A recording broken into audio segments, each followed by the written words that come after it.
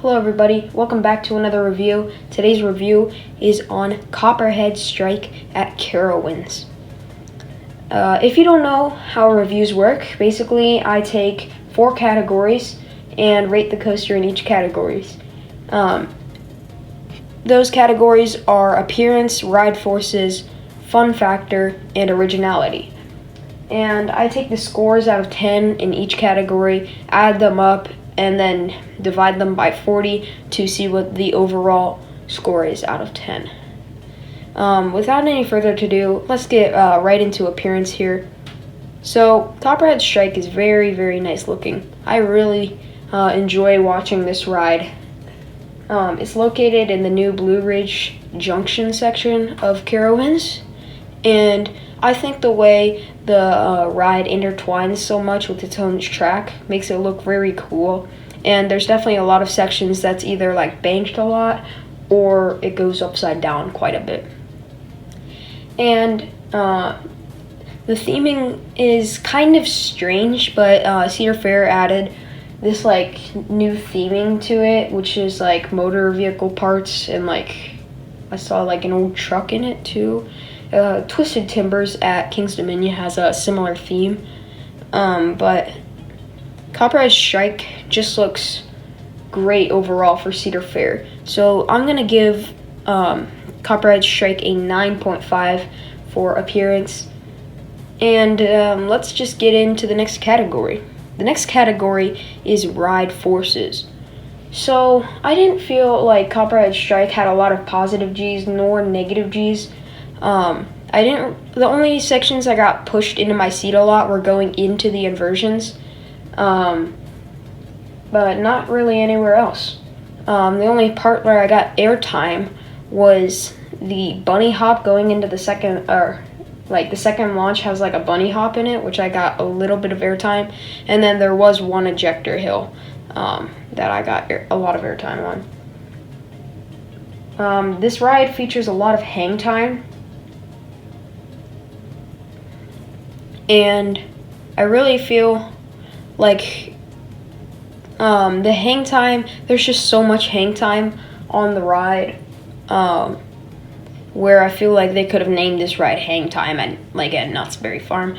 But this is not a review of hang time. This is a review of Copperhead Strike, and I feel that Copperhead Strike does not have a lot of ride forces. It is very lacking in that category, and that's why I'm giving it a 7 in ride forces. The next category I have for Copperhead Strike is fun factor. So Copperhead Strike is probably one of those roller coasters that I got on and just had a ton of fun riding this ride. This ride is just pure fun for me. It's not like, oh yeah, it's like so intense like B&M inverts, but it's just like so fun to get all that hang time. And the launches, I know they're kind of slow, but they're still kind of enjoyable for me. I love the twists and turns in this ride, and it isn't necessarily the smoothest for being a new ride to Carowinds, but I feel like it is still very fun, and the roughness doesn't take away from the experience. So that's why I am giving Copperhead Strike a perfect 10 in fun factor. The final category that I have today for Copperhead Strike is originality. So Copperhead Strike is, I would say, very similar to other mock multi-launches, even though we haven't seen a lot of them in the US. They're mainly over in Europe or Asia or somewhere over in that section. But anyway, Copperhead Strike starts out with a very unique inversion right out of the gate. That is a Jojo Roll. We've only seen this with one other coaster in the Cedar Fair chain, and that is Hydra the Revenge at Dorney Park. So after this Jojo Roll provides so much great, amazing hang time. It just feels like you're taking it in slow-mo and you're really just hanging there for like forever.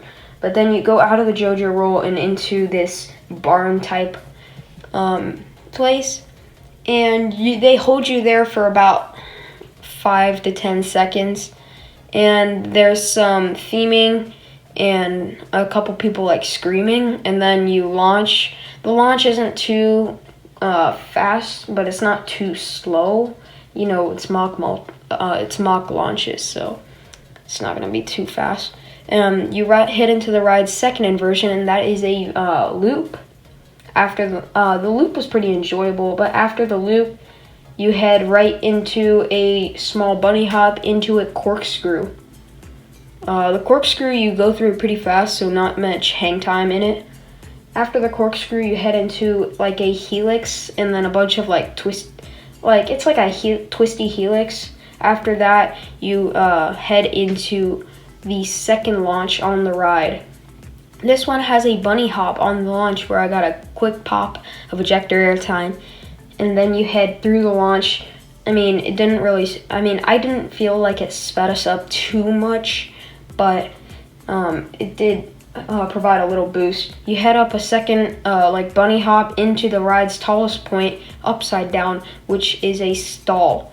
This was an amazing part of the ride, one of my favorite parts. I think my favorite part of the ride was this point, and wow, this really was just amazing. I had my hands up and everything. It was just an amazing moment.